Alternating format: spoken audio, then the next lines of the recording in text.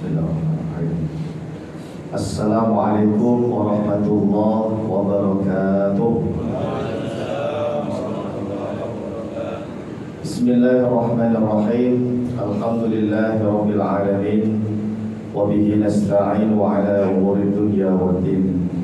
Wassalatu wassalamu ala asyrafil anbiya'i wal mursalin Sayyidina wa habibina wa syafi'ina wa maulana Muhammadin wa ala alihi wa ashabihi wa man tabi'ahum bi ihsanin ila yaumiddin. Amma ba'du. Jamaah bapak-bapak dan ibu-ibu yang dirahmati Allah Subhanahu wa taala. Alhamdulillah, puji syukur kehadirat Allah Subhanahu wa taala, pada siang hari ini kita dipertemukan oleh Allah Subhanahu wa taala dalam keadaan yang sempurna, insyaallah dalam keadaan sehat walafiat. Mudah-mudahan kita semua yang hadir senantiasa dimudahkan segala urusannya oleh Allah Subhanahu wa taala, dilapangkan rezekinya oleh Allah Subhanahu wa taala, dikabulkan hajat-hajatnya oleh Allah Subhanahu wa taala, diampuni seluruh dosa-dosanya oleh Allah Subhanahu wa taala. Dan insyaallah kita semua termasuk hamba-hamba Allah yang nanti husnul khatimah, selamat dunia akhirat. Amin ya rabbal alamin. Baik hadirin jamaah Bapak Ibu yang dimuliakan Allah Subhanahu wa taala. Kabar baik dan sehat ya Bapak Ibu sekalian? Alhamdulillah ya Allah. Ini belum mudik Bapak-bapak. Kapan mudiknya? Hari Kamis, Jumat mudik. Alhamdulillah. Hari ini kita akan membahas hal-hal yang berkaitan dengan fikih mudik ya. Fikih mudik ya. Kalau dalam kitab fikih sebetulnya nggak ada Pak judul fikih mudik, nggak ada ya. Maksudnya ini nanti kita bahas ibadah-ibadah yang kita laksanakan ketika kita pulang kampung dalam perjalanan mudik, itu ketentuannya seperti apa ya.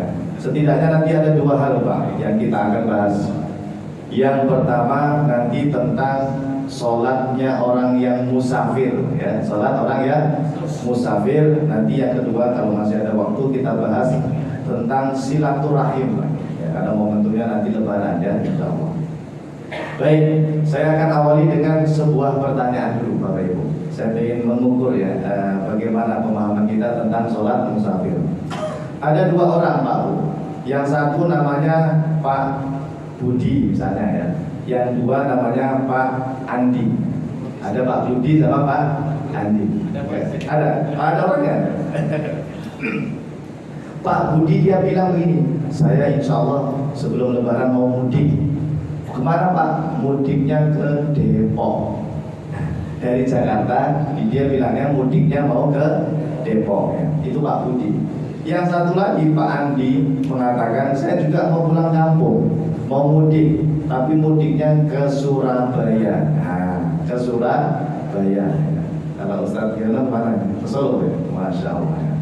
Pertanyaannya Bapak Ibu, Pak Budi yang ke Depok sama Pak Andi yang tadi ke Surabaya, apakah dua-duanya boleh menjamak dan mengkosor sholat?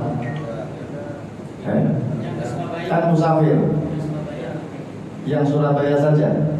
Kayak yang Depok, dia bilangnya musafir loh. Enggak, kenapa tidak?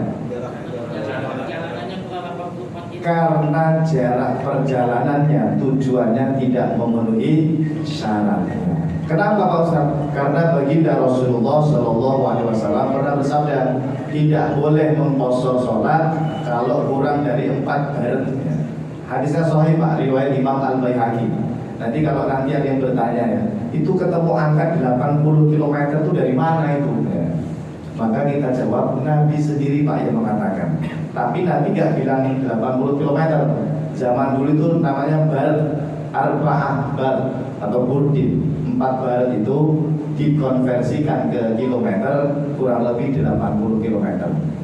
Meskipun ada yang bilang 82, 84, 89 ya, tidak masalah. Pokoknya lebih dari 80 km baru boleh jamak kosong. Kalau ke Depok dari sini boleh nggak? Tidak boleh. Berapa kilo dari sini Depok? 30-an. Iya, berarti kan tidak boleh. Kalau ke Surabaya lebih itu, lebih dari 80 km ya. Berarti masalah jarak insya Allah sudah paham ya Bapak Ibu ya. Oke. Dan pertanyaan berikutnya, tadi yang ke Surabaya Pak siapa tadi? Pak Andi ya. Pak Andi siang hari berangkat, misalnya dia berangkat itu hari Ahad karena lebarannya hari Senin Pak ya. Hari lebarannya hari Senin. Dia berangkat hari Ahad bersama istri dan anak-anaknya. Berangkatnya jam 1 siang Pak. Belum sholat zuhur. Pertanyaannya, bolehkah bagi Pak Andi dan istri anaknya sebelum berangkat itu sholat zuhur dan asar dijamak dan dikosor sebelum berangkat, yaitu di rumah? Boleh, tidak boleh. Ini madzhabnya apa ini? Madzhab gaduh-gaduh kayak ini jamaahnya. Boleh atau tidak Pak? Boleh. Kenapa boleh? Kenapa? Kenapa boleh? Kenapa tidak boleh? Harus ada alasan dong. Harus ada dalil ya. Alasannya apa? Belum pergi dari rumah Pak. Belum keluar dari rumah. Makanya harus keluar rumah ya. Belum dari kampungnya. Ya. Jawab yang benar adalah safarnya belum melekat pada dirinya. Karena salah satu yang membolehkan jamak qashar karena apa? Safar. Kalau masih di rumah belum safar, ya kan? Kalau masih di rumah belum safar. Jadi tidak boleh Bapak Ibu. Dan ini banyak yang salah kaprah. Mengira kalau mau berangkat itu sudah boleh jamak qashar. Tidak boleh.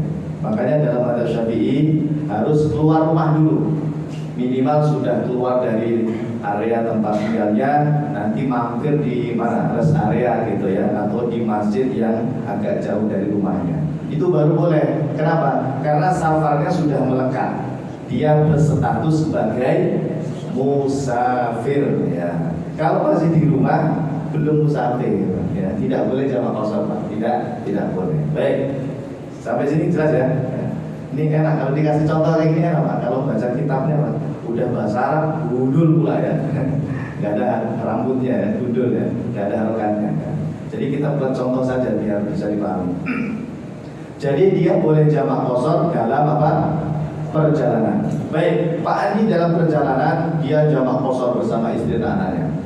Pertanyaan berikutnya Pak, ketika dia sampai di tujuan yaitu di Surabaya, berapa hari dia boleh jamak qashar di Surabaya?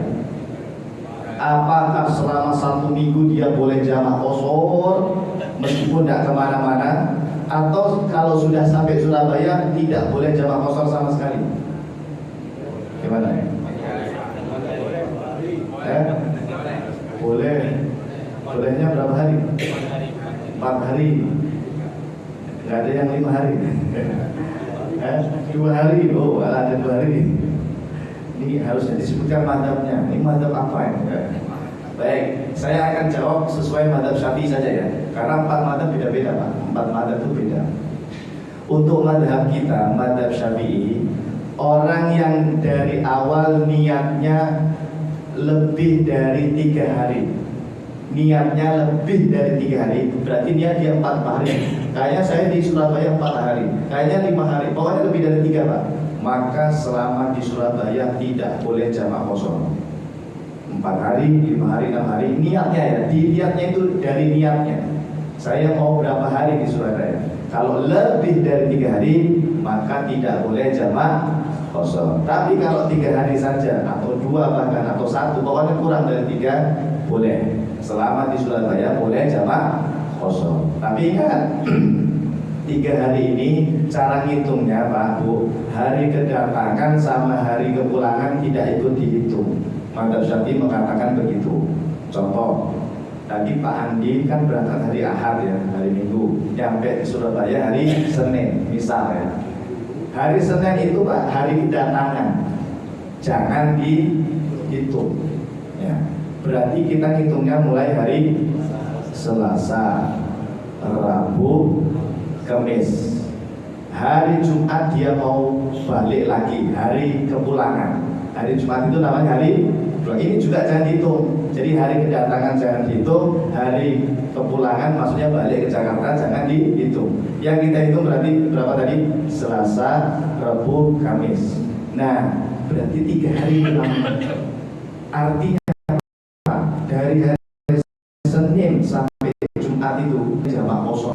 Ya, berarti 3 hari total sama hari kedatangan sama hari kepulangan ya hitungannya 5 sih. Tapi cara ngitungnya memang begitu. Hari kedatangan sama hari kepulangan tidak ikut dihitung. Ya, jadi batasannya 3 hari. Ya. Tadi ada yang bilang 4 hari ya, itu madzhab Hambali. Ya, madzhab Hambali 4 hari. Kalau Syafi'i 3 hari saja. Jelas? Ya. Sekarang pertanyaan dirubah. Kalau Pak Andi niatnya begini, kayaknya saya nanti di Surabaya balik lagi hari Sabtu deh. Hari Sabtu balik saya ke Jakarta. Berarti boleh nggak Pak? Ya dari Senin sampai Sabtu itu dia jamak kosong. Kita hitung. Hari Senin nyampe, dihitung nggak harinya? Tidak. Pulangnya hari Sabtu, jangan dihitung juga ya. Berarti kita hitung Selasa, Rabu, Kamis, Jumat. Berapa hari? Berarti lebih dari 3 ya. Maka tidak boleh jamak qashar sejak Senin, sejak dia nyampe itu Pak, sampai pulang, sampai hari Sabtu tidak boleh jamak qashar. Ini madhab Syafi'i. Ya seperti ini cara menghitungnya. Madhab Syafi'i kalau lebih dari 3 hari, 4 atau 5 tadi tidak boleh jamak qashar. Paham gak ini? Paham ya? Ya. Anda kalau mudik berapa hari? Ayo. Kayaknya nggak mungkin 3 hari ya. Seminggu ya Pak ya? Iya. Ya berarti Anda sudah tidak boleh itu jamak qashar. Ini ada orang Pak, dia bilang saya kan musafir, statusnya musafir. Ya seminggu sebulan kayak di kampung jamak qashar tidak boleh Pak, tidak boleh ya. Ada aturannya. Ibadah itu ada aturan khusus dari baginda Rasulullah Shallallahu Alaihi Wasallam. Oke. Tadi sudah paham ya. Ingat yang kita sampaikan ini madhab Imam Syafi'i karena kita mayoritasnya mengamalkan madhab Syafi'i. Pertanyaan berikutnya, dia balik ke Jakarta. Nah dalam perjalanan kan boleh lagi Pak ya, jamak qashar boleh lagi ya. Ketika masuk waktu zuhur dan asar Pak, dia belum sholat dalam perjalanan balik ke Jakarta, ya balik ke Jakarta, belum sholat zuhur dan asar, udah mau nyampe Pak. Boleh nggak Pak Andi dan istri anaknya ini, dia bilang begini, sholatnya nanti aja kalau sudah nyampe rumah, bagian badannya capek, kotor, nanti aja lah jamak qasharnya kalau sudah sampai ke rumah. Boleh atau tidak? Tidak boleh. Kenapa? Karena status safarnya sudah putus. Dan ini banyak juga yang keliru. Dia bilangnya nanti saja, mandi dulu katanya, biar bersih badannya. Tidak boleh Pak ya. Anda tetap jamak qasharnya di sebelum nyampe rumah, mampir dulu di rest area mana, ya, atau masjid yang agak jauh dari rumahnya. Kalau sudah sampai rumah, maka status safarnya hilang, bukan musafir lagi. Gitu, ya. Paham ya? Nah, enak ya kalau dibuatkan contoh seperti ini ya, Bapak Ibu ya. Alhamdulillah. Nah, satu lagi tentang jamak qashar, nanti setelah ini tentang silaturahim. Bagaimana cara niat jamak qashar, Pak Bu? Kita bahas qashar dulu ya, karena qashar itu paling gampang niatnya. Untuk qashar, kan sholat duhur boleh di qashar. Boleh di qashar itu maksudnya boleh jadi 2 rakaat. Asar juga boleh di qashar. Kalau maghrib nggak bisa. Berapa? 1,5 gitu. Nggak bisa. Kalau isya bisa menjadi 2. Subuh nggak bisa. Jadi yang bisa di qashar zuhur, asar dan isya. Niatnya bagaimana? Wajib disebutkan ketika takbiratul ihram. Harus ada niat qashar setiap kali sholat. Mau sholat zuhur harus ada niat qasharnya. Nanti berdiri lagi mau sholat asar harus ada qashar lagi. Wajib Pak, tiap sholat. Nanti beda dengan jamak. Kalau jamak niatnya cukup di awal. Nanti saya terangkan nanti. Makanya saya dahulukan dulu ini qashar. Qashar itu pokoknya Pak, niatnya harus Anda hadirkan. Hukumnya wajib nih, menghadirkan niat qashar ketika takbiratul ihram. Ya ketika kita Allah itu niat qasar zuhur. Nanti asar juga begitu. Allahu Akbar, niat sholat qasar asar. Harus disebutkan qasarnya itu. Paham? Nah, sekarang kita beralih ke jamak. Nah, untuk jamak ini agak sedikit ribet ya. Ribetnya gini, Anda harus bisa membedakan jamak takdim sama jamak takhir ya. Apa itu Pak takdim?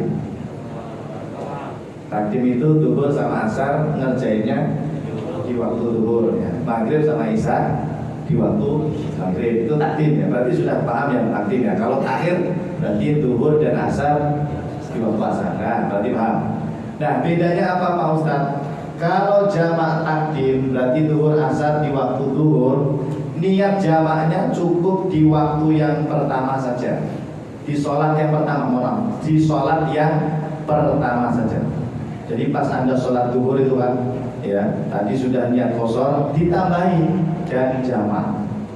Niatnya jamak. Ya. Pakai bahasa Arab silahkan, pakai bahasa Indonesia, bahasa Jawa, bahasa Sunda silahkan. Karena kan yang penting niat di dalam hati ya. Karena orang sibuk ngapalin usoli fardhu dhuhri ya. Qasron ya, jamaatan dari itu kesulitan ya. Penting Pak, bahasa Indonesia saja tidak apa-apa. Ya, yang penting tadi harus ada niat qasar karena kita ngomong qasar sama niat jamak di sholat yang pertama. Paham? Ya. Setelah salam zuhur tadi selesai, kan berdiri lagi tuh Pak. Sholat apa? Asar ya. Untuk sholat asar tidak usah niat jamak lagi. Tinggal langsung niat sholat qasar asar saja. Seperti itu. Jadi jamak takdim cukup di waktu sholat yang pertama saja niatnya ya. Di sholat yang kedua yaitu sholat asarnya tidak usah niat jamak lagi. Cukup niat apa? Qasar saja. Gampang kan? Oke, nah pelan-pelan. Berikutnya, bagaimana kalau kita sholat jamak takhir? Berarti zuhur asar ngerjainnya di waktu asar. Caranya bagaimana? Niatnya di mana Pak? Ayo, saya pengen ngetes dulu deh sebelum saya terangkan. Niatnya di mana Pak untuk jamak takhir? Apakah di sholat yang pertama atau di sholat yang keduanya? Niatnya di asar. Hah? Niatnya di asar. Niatnya di asar. Di sholat asarnya. Kita sholat dulu apa asar dulu kalau jamak takhir? Ayo. Kalau jamak takdim Pak wajib berurutan. Kalau takdim ya, zuhur asar di waktu zuhur tadi Pak harus urut Pak, harus zuhur dulu. Kalau takdim itu wajib zuhur dulu baru asar. Tapi kalau jamak takhir boleh dibolak-balik. Boleh dibolak-balik. Asar dulu baru nanti habis itu zuhur boleh, atau zuhur dulu baru asar juga boleh. Nah, itu bedanya. Kalau takdim tidak boleh dibolak-balik, wajib urut zuhur dulu baru asar. Tapi kalau jamak takhir boleh dibolak-balik, terserah kita ini. Oke. Nah, pertanyaannya tadi, niat jamak takhir itu kapan, di mana? Pas waktu mau sholat. Dia sholat yang pertama atau sholat yang kedua? Iya pas waktu sholat. Sholat yang pertama atau yang kedua? Yang pertama. Kalau zuhur dulu baru asar berarti di waktu zuhurnya, di sholat zuhurnya. Kalau asar dulu baru zuhur berarti di asarnya. Salah. Ayo. Pas asar. Ini sholatnya zuhur dulu, asar dulu ada. Asar dulu baru zuhur. Berarti niat jamaknya di asarnya. Salah. Ayo ini penting ini ilmu mudik ini. Ayo Pak, dapat hadiah nanti Pak. Hadiahnya apa ya? Hadiahnya umroh, amin. Biaya sendiri. Ayo, ini penting ilmu jamak takhir. Kalau salah lu nggak sah Pak sholatnya. Ayo, gimana Pak niatnya kapan? Sholatnya zuhur dulu, baru asar. Berarti niatnya pas mau sholat zuhurnya? Ya, salah juga. Niatnya di waktu zuhur. Nah, mana orang yang mana? Angkatan dong. Oh Bapak, ditutupi ya. Betul Pak Bu. Untuk jamak takhir niatnya itu bukan pas sholat malahan. Niat jamaknya ketika Anda di waktu zuhur. Awas. Jadi Pak, dari jam 12 sampai jam 3 itu kan Anda tidak sholat itu kan. Itu jangan kosong sama sekali, tidak niat. Minimal Pak, ketika masuk waktu, ya Allah saya niat menjamak takhir. Niatnya di situ Pak. Kalau dari jam 12 sampai jam 3 itu kan waktu zuhur ya, Anda tidur Pak, tidur, tidak niat jamak takhir sama sekali, berdosa, jatuhnya kotor itu, berdosa Anda. Ya, atau nyetir, sambil nyetir dari jam 12 sampai jam 3 tidak ada niat jamak sama sekali di hati, maka Anda jatuhnya berdosa, kodok itu namanya. Nah, jadi niatnya itu pas di waktu zuhurnya. Ketika sholat tidak usah niat jamak lagi Pak, tinggal niat kosor saja. Usolli fardhu dhuhri qasran, usolli fardhu asri qasran, begitu. Ya, ini madhab Imam Syafi'i, madhab kita di Indonesia yang kita amalkan. Jadi niat jamak takhir cukup ketika di waktu zuhur yang kosong tidak sholat itu. Memang begitu Pak tata caranya. Jelas? Nah, ini baru tahu atau pura-pura nggak tahu? Baru tahu, alhamdulillah ya. Tapi kecuali tadi Bapak ya, alhamdulillah paham ya. Jadi begitu Pak. Makanya paling aman itu jamak takdim aja.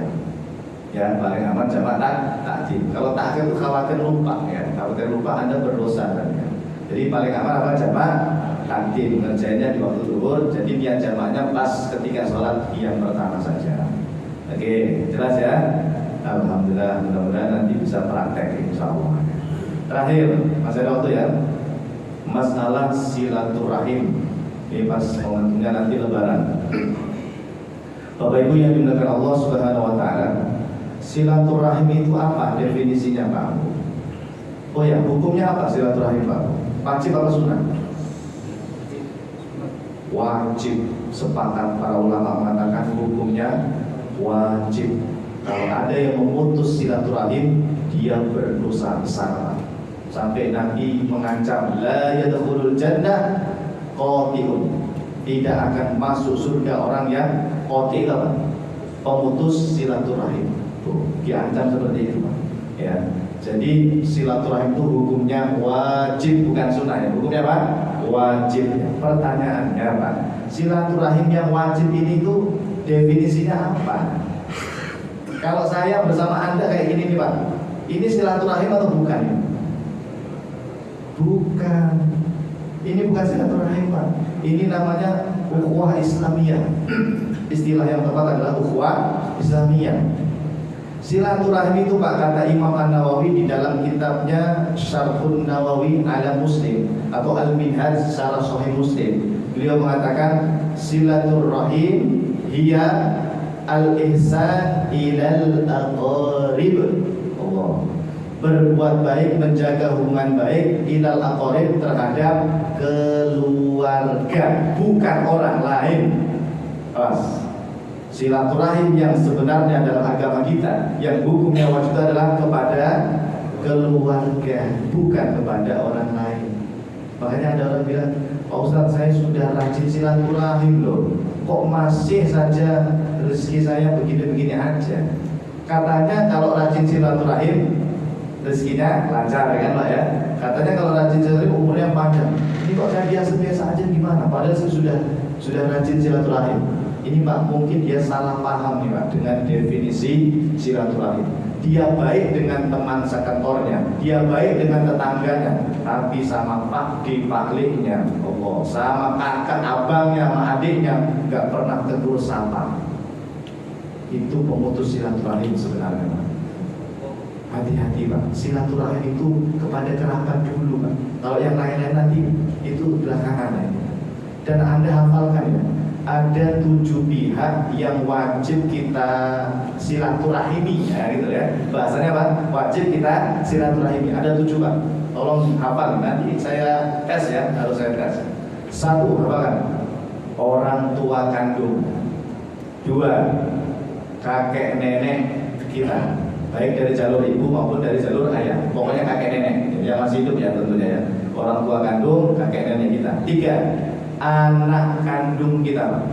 Mungkin anak kita sudah pada menikah misalnya ya, jangan sampai kita nggak tegur sapa dengan anak-anak kita yang sudah menikah. 4, cucu Pak. Cucu kita, kalau yang sudah punya cucu ya, cucu ya. Coba ulangi. 1, orang tua kandung. 2, kakek nenek. 3, anak kandung. 4, cucu. Nomor 5, saudara-saudari kita, kakak kita atau adik kita. Nomor 5 itu Pak urutannya ya.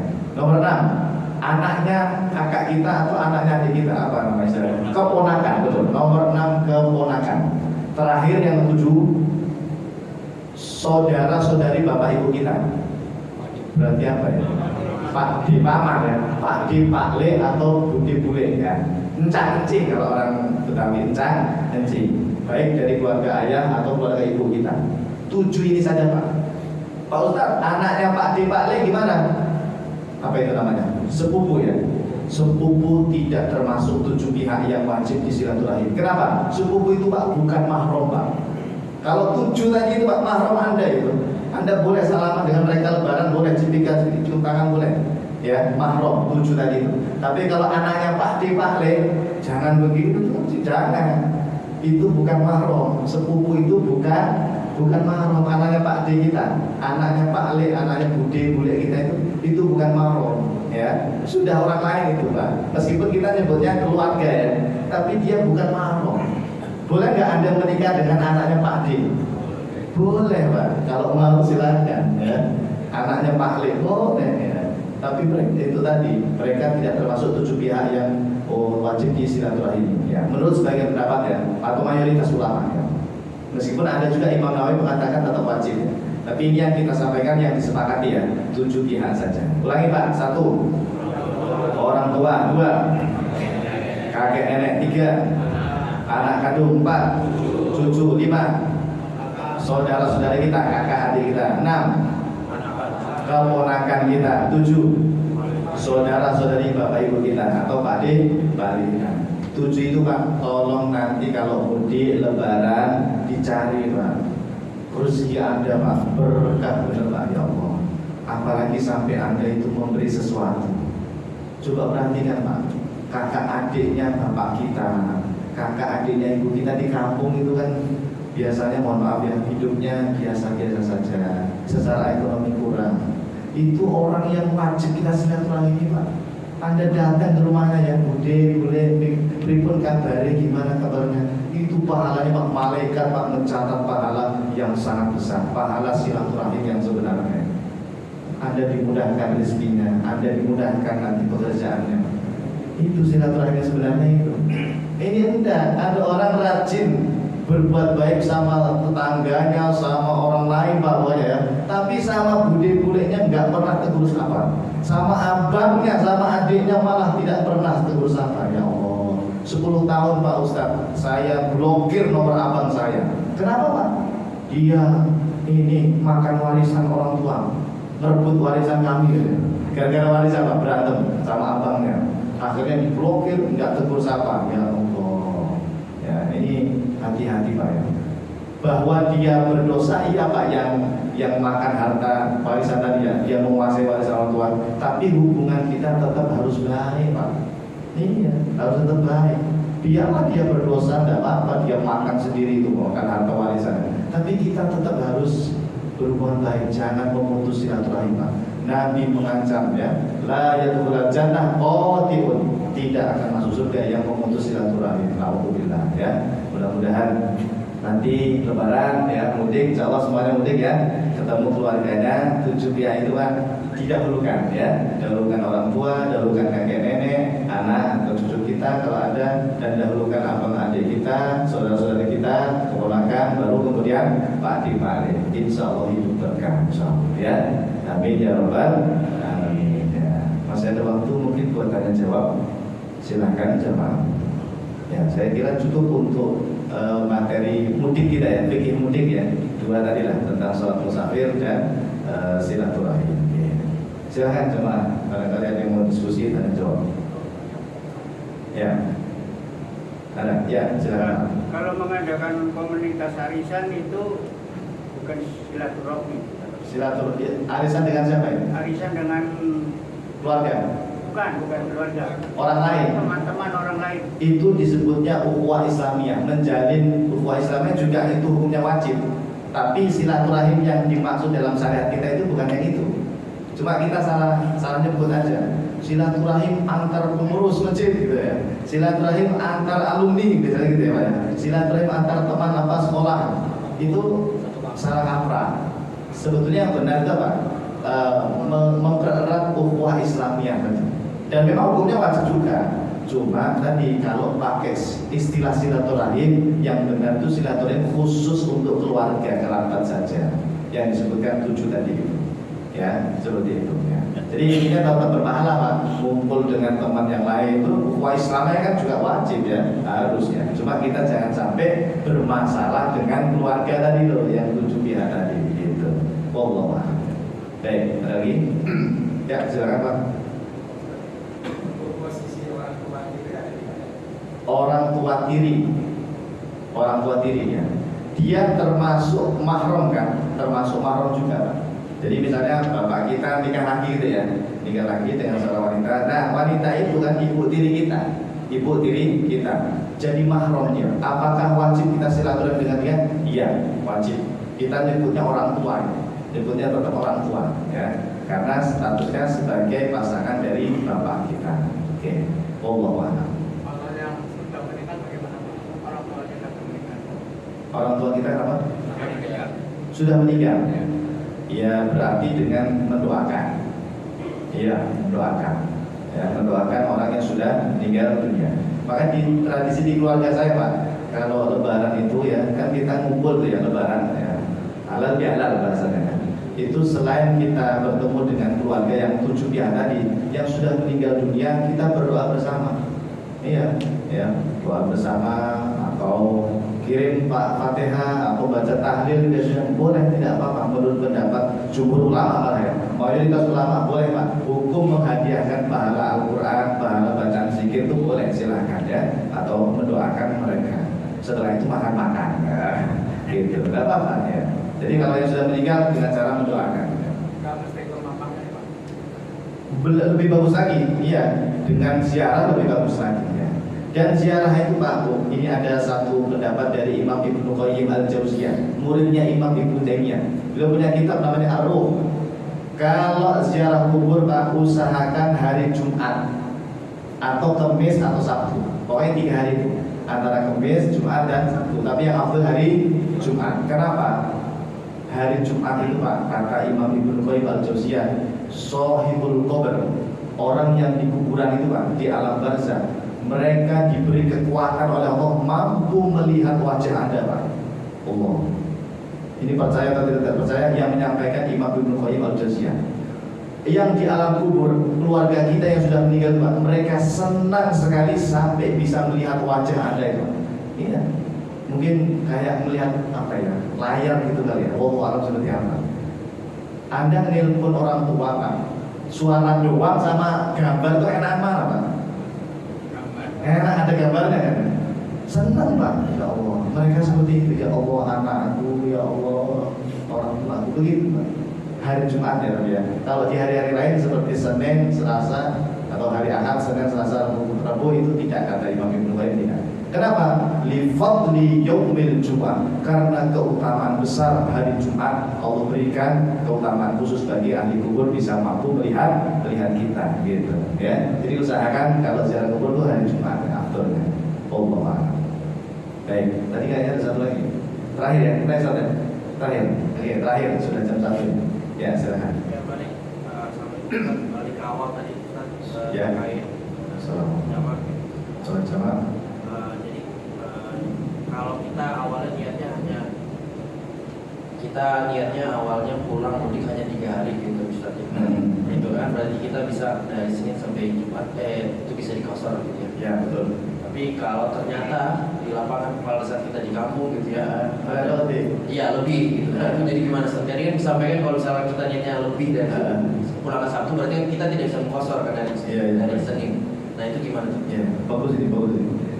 Ada satu pembahasan dari para ulama itu, kalau awalnya Pak, ini kita bahas dulu poin yang lain ya. Kalau dari awal kita tidak tahu berapa hari ya sebetulnya di kampung itu, justru itu kata para ulama boleh loh Pak menjamak qashar selama di kampung itu 18 hari Pak. 18 hari. Kalau tidak tahu berapa harinya loh ya. Kalau Anda pasti tahu lah, kayaknya seminggu, kayaknya 5 hari per harinya. Ini yang kita bahas ini beda lagi. Dia sih sudah menentukan dari awal, kayaknya 3 hari saja. Oke, artinya kan boleh itu jamak kosong. Ternyata ada kondisi misalnya tidak dapat tiket atau ada keluarga yang hajatan, kita nggak boleh balik. Ini gimana? Boleh nggak lanjut jamak kosong? Maka ini nanti PR buat saya. Ini harus dibahas nanti pakai kitab. Saya nggak berani jawab langsung. Boleh atau tidak? Karena niatnya berubah ya. Tapi zahirnya tidak boleh. Jadi di hari yang keempat itu dia sudah tidak boleh jamak kosong. Karena tadi niatnya hanya 3 hari. Tapi jawaban ini harus pakai kitab. Ya, harus pakai kitab. Insya Allah nanti PR buat saya. Insya Allah. Terima kasih pertanyaannya. Bagus. Nanti saya kirim ke Pak Satyo ya jawabannya. Iya, ada yang pertanyaan kayak gini ya. Dia niatnya 3 hari, ternyata lebih dari 3 hari. Tapi kalau dari awal Pak tidak bisa menentukan, kayak ada orang tugas dari mana gitu ya. Kamu saya tugaskan di sana ya, pulang. Gak tahu berapa harinya. Nah itu kata Bapak malah boleh Pak. Selama di sana 18 hari itu boleh jamak kosong ya. Wallahu a'lam bishawab. Cukup Ustaz? Cukup ya, sudah jam 1. Terima kasih. Semoga manfaat berkah ilmunya. Saya doakan yang mudik ya, semoga Allah berikan kelancaran, keselamatan ya, bisa kembali lagi dalam keadaan sehat walafiat. Allah berkahi rezekinya dan Allah jadikan keluarganya keluarga yang sakinah, mawaddah warahmah. Amin ya rabbal alamin. Subhanallah wa bihamdika asyhadu an la ilaha illa anta astaghfiruka wa atubu ilaik. Terima kasih. Wassalamualaikum warahmatullahi wabarakatuh.